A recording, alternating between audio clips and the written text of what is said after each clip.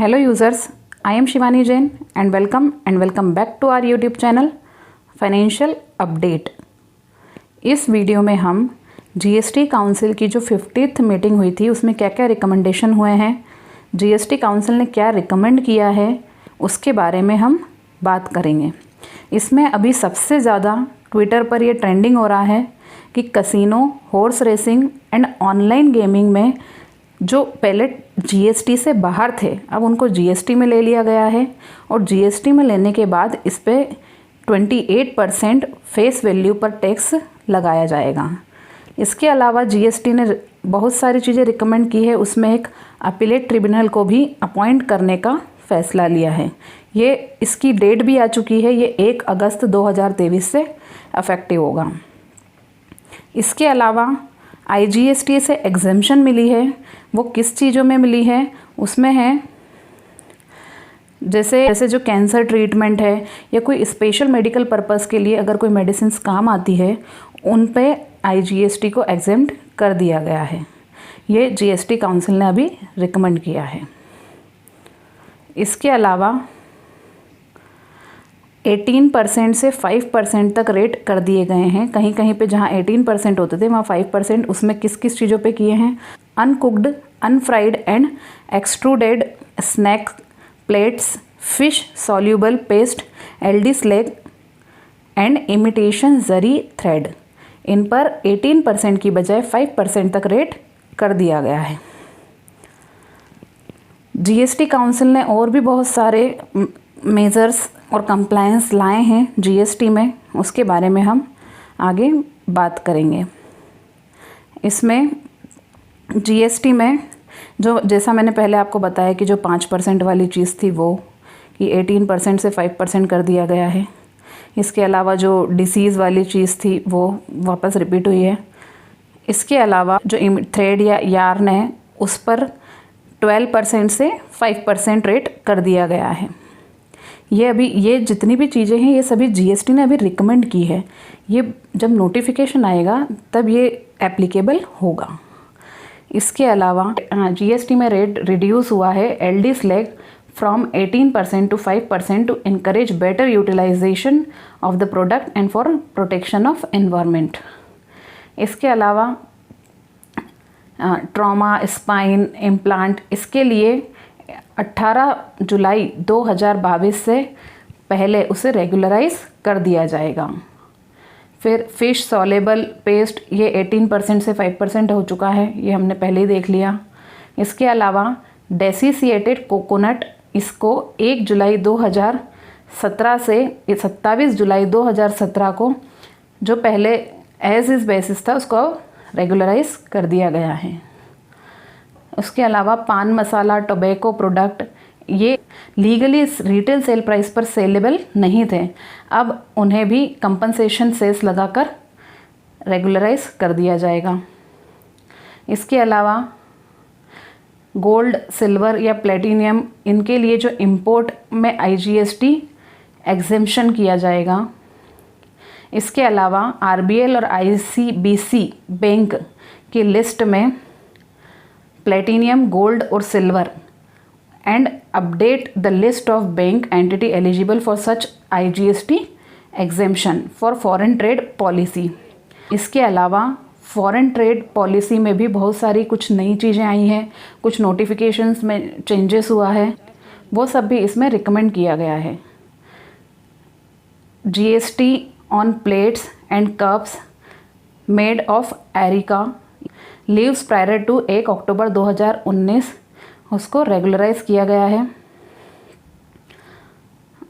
उसके अलावा बायोमास ब्रिक्वेट्स, इसे भी रेगुलराइज किया गया है। इसके अलावा जीएसटी में सर्विसेज में भी रेट्स में चेंजेस हुआ है, उसके बारे में हम आगे बात करेंगे। जैसे other changes relating to services.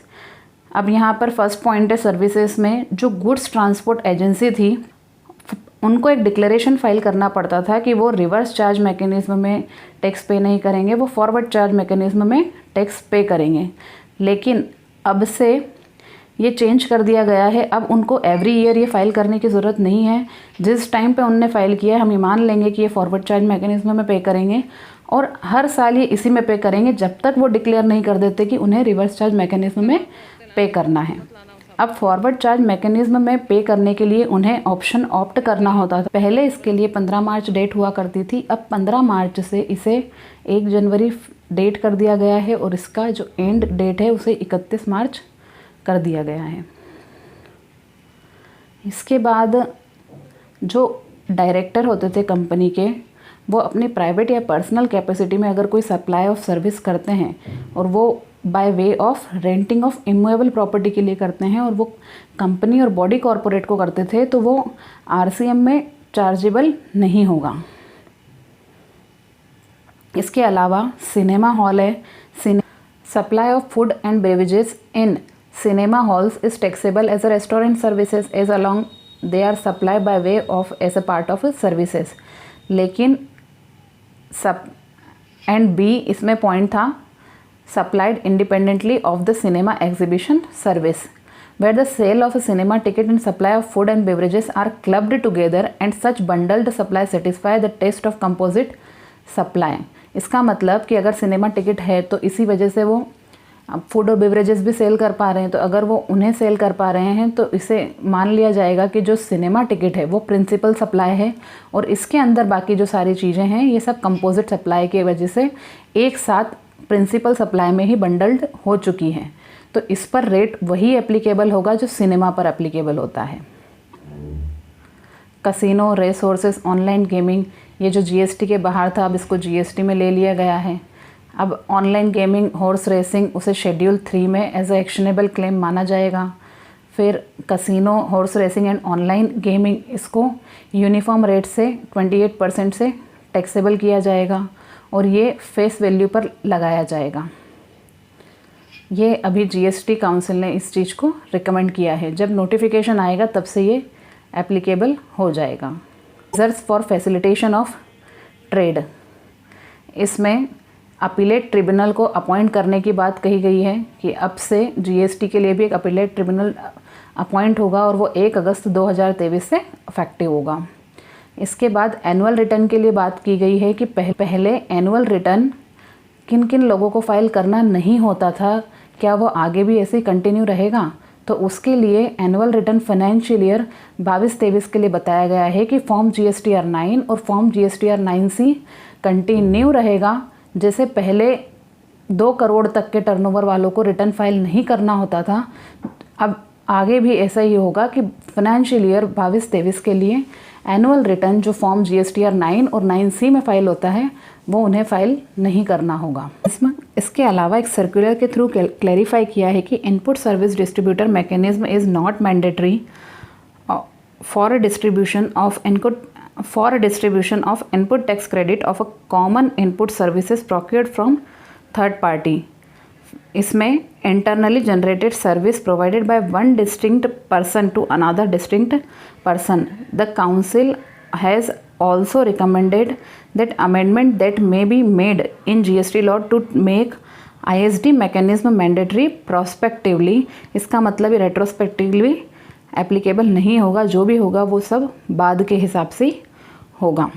एक सर्कुलर ने एक और चीज़ क्लैरिफाई की है कि वारंटी जो इनपुट टैक्स क्रेडिट रिवर्स करनी होती थी, warranty replacement of a part या repair of a services during warranty period, उसके लिए भी एक क्लैरिफिकेशन जीएसटी काउंसिल में आया है।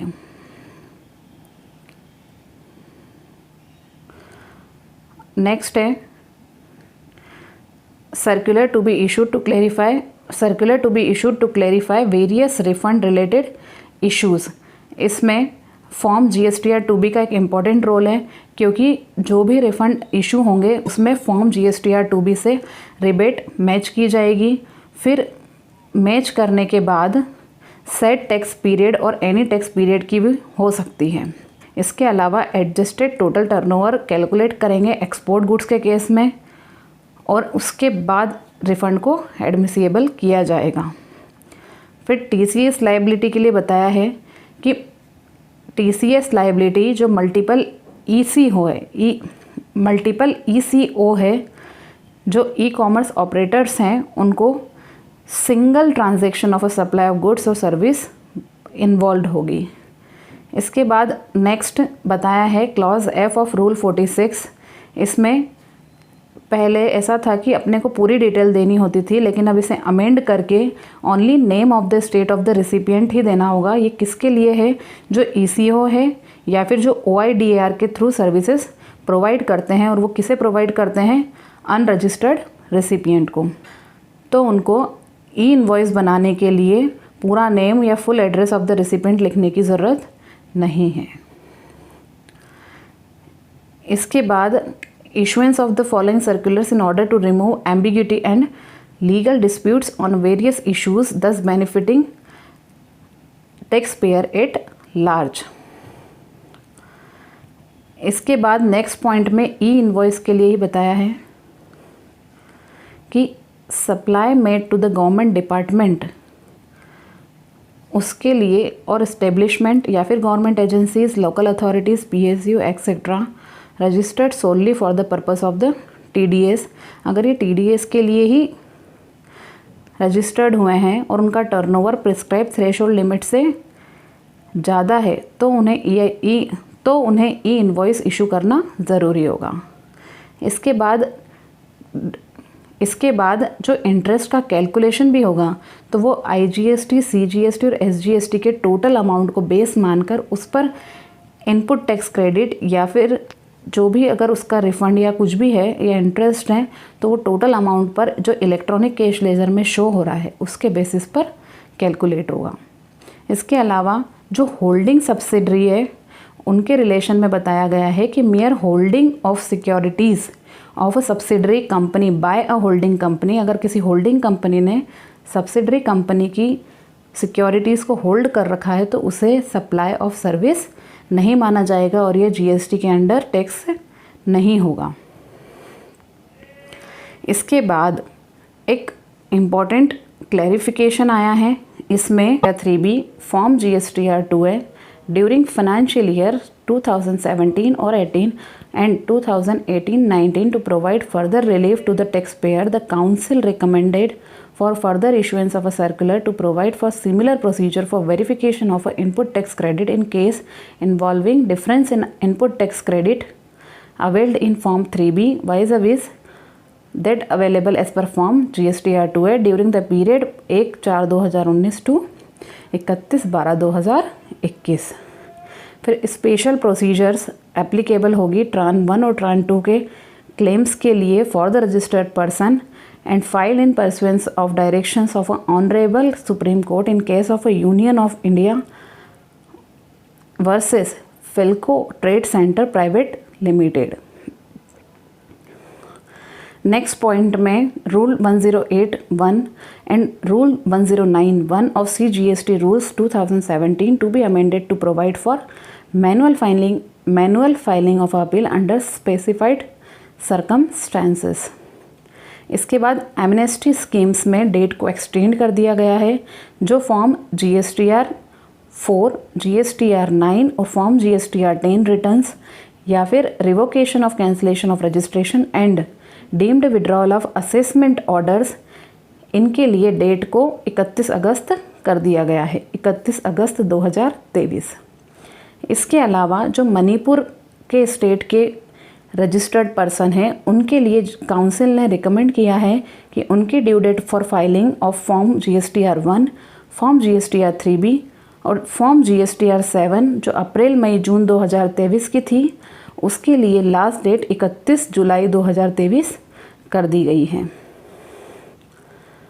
इसके बाद measures for streamlining compliances in GST, इसमें group of minister on implementation of E way bill required for movement of gold और प्रीशियस स्टोन, अगर वो एक स्टेट से दूसरे स्टेट या फिर सेम स्टेट में भी अगर जा रहा है तो उसके लिए भी ई वे बिल इशू करना पड़ेगा।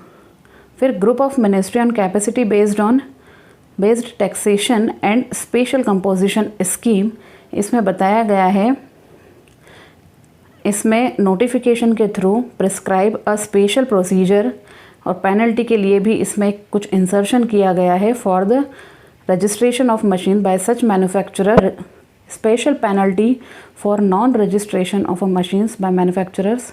और ये नोटिफिकेशन 1 अक्टूबर 2023 से अफेक्टिव हो जाएगा।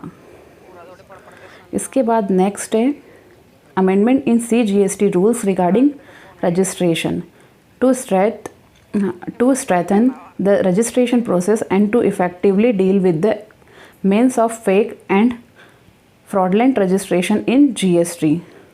तो जिन amendment in rule 10A to provide that the details of bank account in name and PAN of the registered person to be required to be furnished within 30 days of a grant of a registration or before filing of a statement of outward supply under CGST in form GSTR1 IFF whichever is earlier।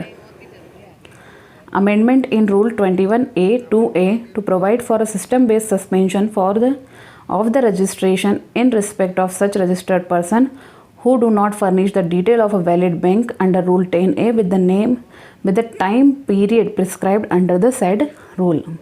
जो 30 days की time limit है वो।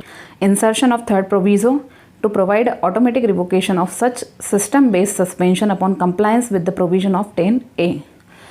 Amendment in Rule 59(6) to provide that where a registered person has not furnished details of a valid bank account under Rule 10A, the said registered person may not be allowed to furnish the details of outward supply in form GSTR1 or using IFF।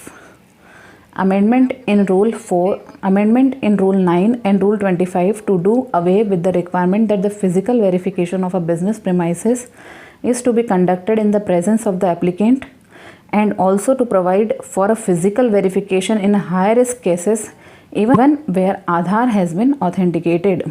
Risk based biometric based Aadhaar authentication of registered applicants।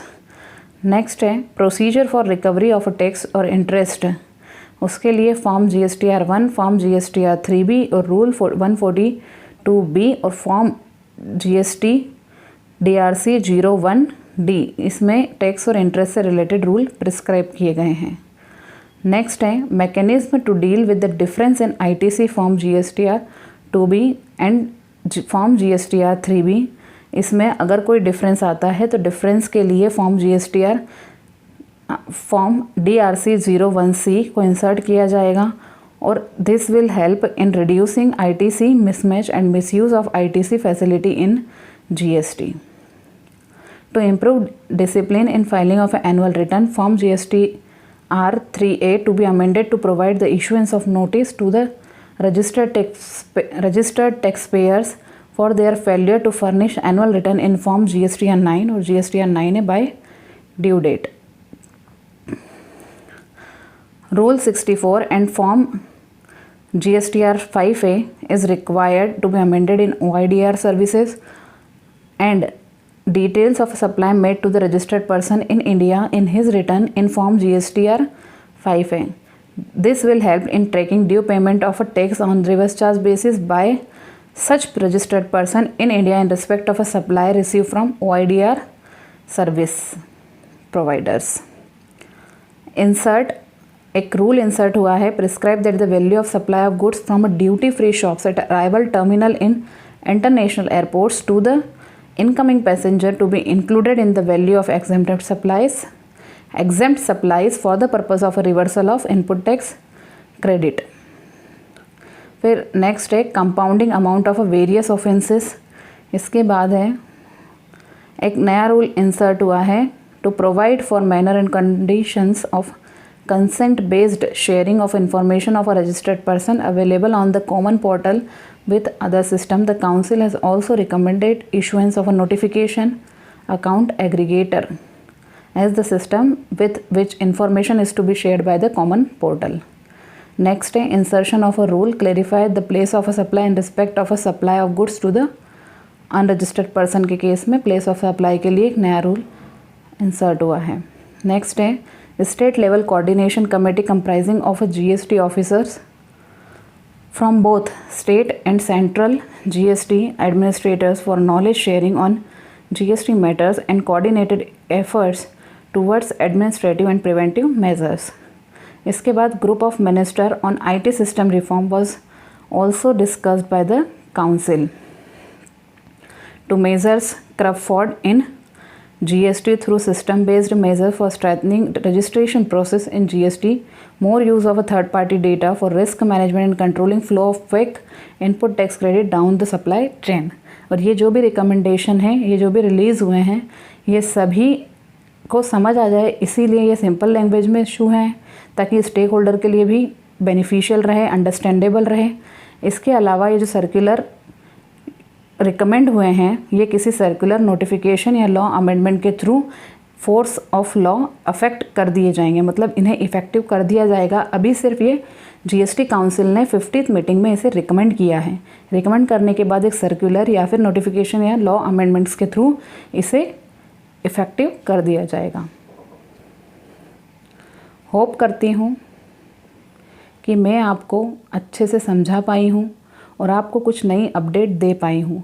अगर आपने इससे कुछ नया सीखा हो तो आप please इस वीडियो को लाइक करें और आगे ऐसी ही वीडियोस देखने के लिए फाइनेंशियल अपडेट चैनल को सब्सक्राइब करें।